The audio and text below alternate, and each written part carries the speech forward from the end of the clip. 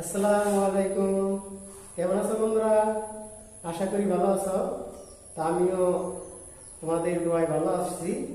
তো আজকে ঘরে বসে ঘরে বসে শিখি পাঠ জানে তোমাদের সবাইকে স্বাগত। তো প্রথমেই আমি তোমাদের সাথে পরিচয় হয়ে এসেছি।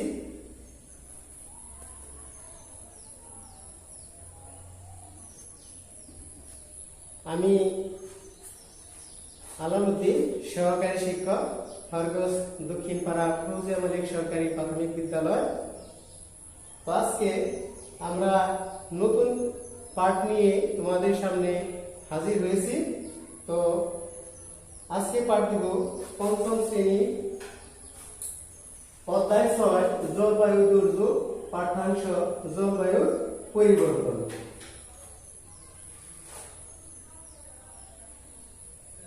তো বন্ধুরা, আসো প্রথমে কয়েকটি আমরা ছবি দেখি। ছবি দেখে চিন্তা করি আসলে ছবিগুলো কিসের।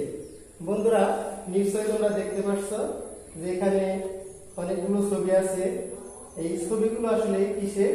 এই ছবিগুলো আসলে আমাদের দেশের বিভিন্ন সময়ে জলবায়ু পরিবর্তনের ফলে যে প্রাকৃতিক দুর্যোগ হয়, এই দুর্যোগের কিছু চিত্র। তো দুর্যোগের প্রভাবে আমাদের দেশে কি কি হয় তার একটি চিত্র। আর এই যে দুর্যোগ হয়, এই দুর্যোগটা হচ্ছে আমাদের জলবায়ু পরিবর্তনের ফলে। তাহলে বন্ধুরা, আজকে আমাদের পাঠের বিষয় জলবায়ু পরিবর্তন। আমাদের আজকে পাঠের বিষয় জলবায়ু পরিবর্তন। বন্ধুরা, নিশ্চয়ই আমার কথা শুনতে পারছো। তো আমরা এখন দেখব যে আজকে আমাদের পাঠের বিষয় যেহেতু জলবায়ু পরিবর্তন, তো আমরা প্রথমে জলবায়ু কি এবং জলবায়ুর সাথে জলবায়ু কিভাবে পরিবর্তন হয় সেটা নিয়ে আলোচনা করব। তো আমরা ছবি দেখতে পাচ্ছি যে এখানে আকাশের মধ্যে মেঘ সূর্য ঢেকে রাখছে। তো কোথাও আবার হালকা সূর্য দেখা যাচ্ছে। আসলে এই যে কখনো মেঘ নেই আকাশে, তো কখনো রোদ উঠে সূর্য আড়াল হয়ে যায়, এর কারণ কি? আসলে এর কারণ হচ্ছে জলবায়ুর কারণে এই পরিবর্তনগুলো হয়। তো আমরা এখন আসলে এই জলবায়ু এবং আবহাওয়া কাকে বলে সেটা সম্পর্কে একটু জানবো। তো প্রথমেই আমরা দেখি যে আবহাওয়া কাকে বলে। তো আমরা জানি আসলে কোন স্থানে স্বল্প সময়ে গড় তাপমাত্রা ও গড় বৃষ্টিপাতকে আবহাওয়া বলে। বন্ধুরা, আমি আবার বলছি, কোন স্থানে স্বল্প সময়ে গড় তাপমাত্রা ও গড় বৃষ্টিপাতকে আবহাওয়া বলে। বন্ধুরা, মনোযোগ দিয়ে শোনো, আমি আবার বলছি যে কোন স্থানে স্বল্প সময়ের গড় তাপমাত্রা ও গড় বৃষ্টিপাতকে আবহাওয়া বলে। বন্ধুরা, এখন জলবায়ু বলতে কি বুঝি আমরা? তাহলে জলবায়ু বলতে কি বুঝি তা আমরা এখন দেখবো যে জলবায়ু বলতে কি বুঝি। জলবায়ু বলতে যে কোন স্থানের আবহাওয়া পরিবর্তনের নির্দিষ্ট যে ধারা, এই নির্দিষ্ট ধারাই হচ্ছে জলবায়ু। আমি আবার বলছি বন্ধুরা, যে কোন স্থানের আবহাওয়া পরিবর্তনের নির্দিষ্ট ধারা, এই ধারাই হচ্ছে জলবায়ু। আমরা আরো বলতে পারি যে জলবায়ু হলো কোন স্থানে বহু বছরের আবহাওয়ার গড় অবস্থা। যে জলবায়ু হলো কোন স্থানে বহু বছরের আবহাওয়ার গড় অবস্থা। এছাড়া আমরা আরো বলতে পারি যে সাধারণত 30 থেকে 40 বছরের বেশি সময়ের আবহাওয়ার গড় অবস্থাকে জলবায়ু বলে। 30 থেকে 40 বছরের বেশি সময়ের আবহাওয়ার গড় অবস্থাকে জলবায়ু বলে। তো বন্ধুরা, আমরা আবহাওয়া কাকে বলে, জলবায়ু কাকে বলে, এর আরেকটু যদি তুলনামূলক পার্থক্য করি, তাহলে দেখছি যে আবহাওয়া হচ্ছে নির্দিষ্ট একটা সময়ের পরিবর্তনের অবস্থা। পরিবর্তনটা বৃষ্টিপাত বা তাপমাত্রা ভিত্তিতে। আর জলবায়ু হচ্ছে আবহাওয়ার দীর্ঘ সময়ের একটা পরিবর্তনের অবস্থা। জলবায়ু 30 থেকে 40 বছর দীর্ঘ সময়ে পরিবর্তন হয়। আমরা যদি দেখি যে একই এলাকায় বসবাস করার ফলে যে পাশাপাশি গ্রামে এক সময় বৃষ্টিপাত হচ্ছে, আবার আরেক জায়গায় বৃষ্টিপাত হচ্ছে না। এক জায়গায় রোদ দেখা দিচ্ছে, আরেক জায়গায় বৃষ্টি হচ্ছে। এর কারণ কি? এটা হচ্ছে আসলে আবহাওয়ার কারণ। যে আবহাওয়া পরিবর্তনের ফলে যে এক এলাকার কাছাকাছি এলাকা থাকা সত্ত্বেও পরিবর্তন হচ্ছে, আবার এক জায়গায় মেঘ হচ্ছে বা এক জায়গায় বৃষ্টি হচ্ছে, কিন্তু জলবায়ু পরিবর্তন হতে দীর্ঘ সময় লাগে। আমরা যদি আরো চিন্তা করি, দেখি যে আমাদের প্রতি বছরই সাধারণত সব এলাকায় বন্যা হয় না। এটা আসলে জলবায়ু পরিবর্তনের কারণ। আমরা যদি আরেকটু বিশেষভাবে চিন্তা করি, তাহলে দেখি যে আমাদের পাশাপাশি পার্শ্ববর্তী বা পাশাপাশি যে দেশ রয়েছে, আমি যদি বলি যে বাংলাদেশ, এর আবহাওয়া কিন্তু প্রায় একই, কিন্তু জলবায়ু এক নয়। জলবায়ু পরিবর্তন, আবহাওয়া কিন্তু পরিবর্তন সহজেই হয়, জলবায়ু কিন্তু পরিবর্তন হয় না। আমি উদাহরণস্বরূপ যদি আরো বলি, যেমন আমাদের এশিয়া মহাদেশের সৌদি আরব, সেখানে প্রচুর খেজুর জন্মে, কিন্তু বাংলাদেশে কিন্তু এরকম খেজুর জন্মায় না, কারণ এটা হলো জলবায়ুর পরিবর্তনের ফলে। তা আবহাওয়া সহজেই পরিবর্তন হয়, কাছাকাছি এলাকার আবহাওয়া সহজেই পরিবর্তন হতে পারে, কিন্তু জলবায়ু সহজেই পরিবর্তন হয় না। এখন বন্ধুরা আমরা আবার একটু দেখি, তাহলে আমরা কি করলাম, যে কোন স্থানের আবহাওয়া পরিবর্তনের নির্দিষ্ট যে ধারা, সেটাই হচ্ছে জলবায়ু। জলবায়ু হলো কোন স্থানের বহু বছরের আবহাওয়ার গড় অবস্থা, অথবা সাধারণত 30 থেকে 40 বছরের বেশি সময়ের আবহাওয়ার গড় অবস্থাকে জলবায়ু বলে। এখন বন্ধুরা এই জলবায়ু আমরা কিছু ছবি দেখি। দেখো এখানে শিল্প কারখানার ধোঁয়া, যানবাহনের ধোঁয়া বাহির হচ্ছে। এখন আমাদের এই জলবায়ু পরিবর্তন হয়, কিভাবে পরিবর্তন হয় সেটা আমরা জানবো। যে আমাদের বিভিন্ন কারণে বিশ্বের জলবায়ু পরিবর্তন হচ্ছে বা বিশ্বের জলবায়ু বদলে যাচ্ছে। এর একটি অন্যতম কারণ মানব সৃষ্ট দূষণ বা শিল্প কারখানা এবং যানবাহনের ধোঁয়া। তো বন্ধুরা জলবায়ু পরিবর্তনের কারণগুলো আমরা যদি দেখি, যেখানে মানব সৃষ্ট দূষণ, এছাড়া শিল্প কারখানার ধোঁয়া, এছাড়া যানবাহনের ধোঁয়া, তাপমাত্রা বৃদ্ধি। এই মানব সৃষ্ট দূষণের মধ্যে আমরা যদি দেখি বন্ধুরা, এখানে যে শিল্প কারখানার ধোঁয়া, এটাকে আমরা ছবিতে দেখে আসছি। এছাড়াও আমাদের মানব সৃষ্ট দূষণের আরেকটা আছে, যেখানটা গ্রিন হাউস বলা হয়। গ্রিন হাউস হচ্ছে কাঁচের তৈরি ঘর, যেখানে গ্রিন হাউস হচ্ছে কাঁচের তৈরি ঘর, যেখানে এই কাঁচের তৈরি ঘরে বিভিন্ন ভাবে বিভিন্ন শাকসবজি উৎপাদন করা হয়। আর এই শাকসবজি উৎপাদন করার ফলে এখানে কাঁচের তৈরি ঘরের যে কার্বন ডাই অক্সাইড, এই কার্বন ডাই অক্সাইড গাছপালা শোষণ করতে পারে না, এই জন্য বায়ুমণ্ডলের তাপমাত্রা বৃদ্ধি পায়। এছাড়া বন্ধুরা শিল্প কারখানার ধোঁয়া, আমাদের এখানে দেখতে পাচ্ছি যে শিল্প কারখানার ধোঁয়া, এখানে ইট ভাটার যে সৌরচুল্লি, সেখানে থেকে আমাদের কি হচ্ছে, যে প্রচুর ধোঁয়া, দূষিত ধোঁয়া বা বায়ু বাহির হচ্ছে, যার ফলে আমাদের এই জলবায়ু দূষিত হচ্ছে এবং পরিবর্তন হচ্ছে। তো বন্ধুরা এখন আমরা ছবিগুলো নিয়ে একটু চিন্তা করি। দেখো তো বন্ধুরা ছবিগুলো কিসে, এখানে অনেকগুলো ছবি আছে, যেখানে দেখা যাচ্ছে যে বন্যা হচ্ছে, আবার ঝড় হচ্ছে, এখানে ভূমিকম্প হচ্ছে। তো আমাদের আসলে এই বন্যা, ঝড়, ভূমিকম্প কেন হচ্ছে? এটা আসলে জলবায়ুর কারণে। প্রাকৃতিক অবস্থা এবং জলবায়ুগত কারণে বাংলাদেশে এইসব প্রাকৃতিক দুর্যোগ যেমন বন্যা, ঘূর্ণিঝড়, ভূমিকম্প হচ্ছে। আর এগুলোর প্রধান কারণ হচ্ছে জলবায়ু পরিবর্তন। আর এভাবে যদি জলবায়ুর তাপমাত্রা দিন দিন বৃদ্ধি পায়, তাহলে গবেষণায় দেখা গেছে যে 2050 সালের মধ্যে বাংলাদেশের প্রায় 20% জমি পানির নিচে বা সমুদ্রের নিচে তলিয়ে যাবে। আর জলবায়ু পরিবর্তনের মাত্রা ব্যাপক হলে প্রাকৃতিক দুর্যোগের সম্ভাবনা বেড়ে যায়। যে বিভিন্ন প্রাকৃতিক দুর্যোগ যেমন ঘূর্ণিঝড় হয়, জলোচ্ছ্বাস হয়, এছাড়া ভূমিকম্প হয়, বন্যা হয়, নদী ভাঙন দেখা যায়, যার ফলে আমাদের প্রাকৃতিক দুর্যোগের ফলে অনেক ক্ষয়ক্ষতি, মানব জীবন সহ প্রাণীগুলোরও অনেক ক্ষয়ক্ষতি হয়। এতে খাদ্য উৎপাদন ব্যাহত হয়, কৃষি জমি উর্বরতা হ্রাস পায়। এখন বন্ধুরা দেখি আমরা যে দুর্যোগের ফলে আর কি কি হয়। এখানে দুর্যোগের ফলে এখানে ভূমিকম্প হচ্ছে, যার ফলে আমাদের বিভিন্ন অঞ্চলে অনেক বাসা বা দালান কোঠা ভেঙে যাচ্ছে। এছাড়া বাড়িঘর কর্মস্থলে ভয়াবহ ক্ষতির সম্মুখীন হতে হয়।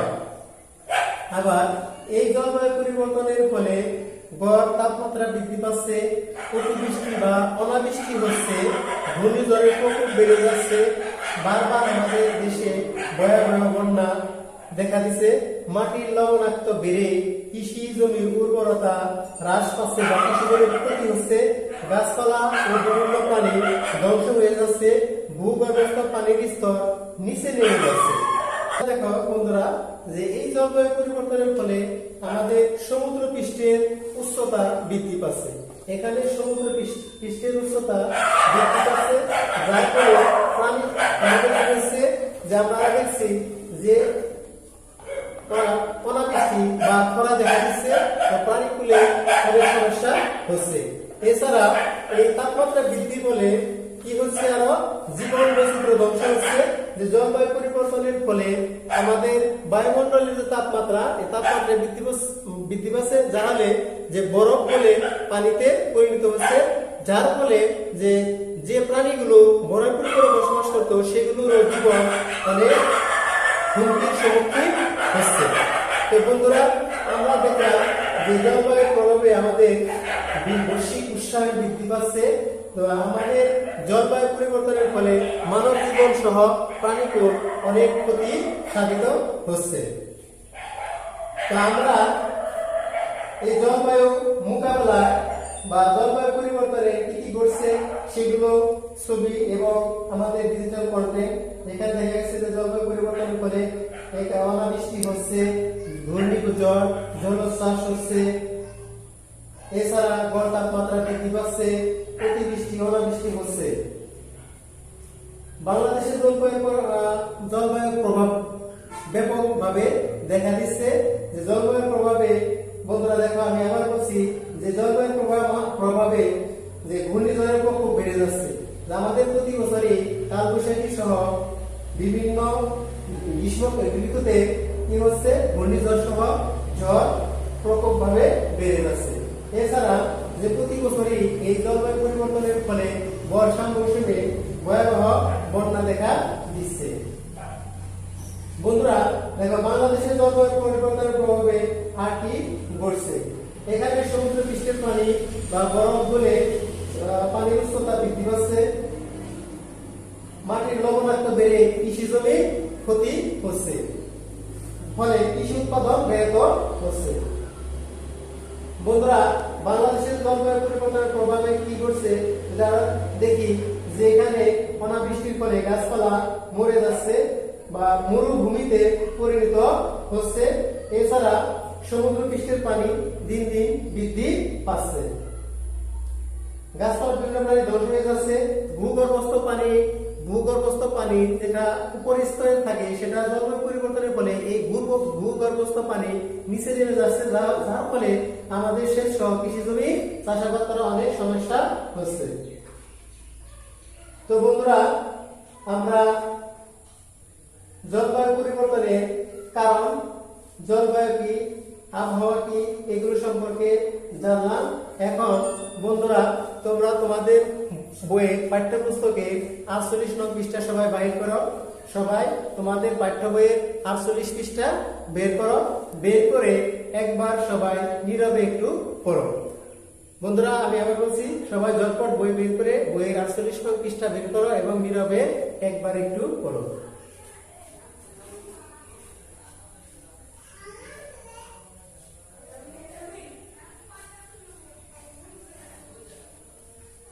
বন্ধুরা নিশ্চয় তাহলে সবার আশা করি পড়া হয়েছে।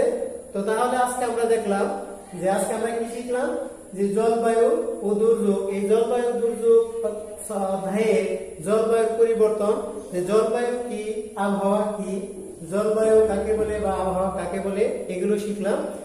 আর জলবায়ু পরিবর্তনের ফলে আমাদের কি হচ্ছে বা জলবায়ু পরিবর্তনের প্রভাব, জলবায়ু পরিবর্তনের কারণ এগুলো সম্পর্কে আমরা জানলাম।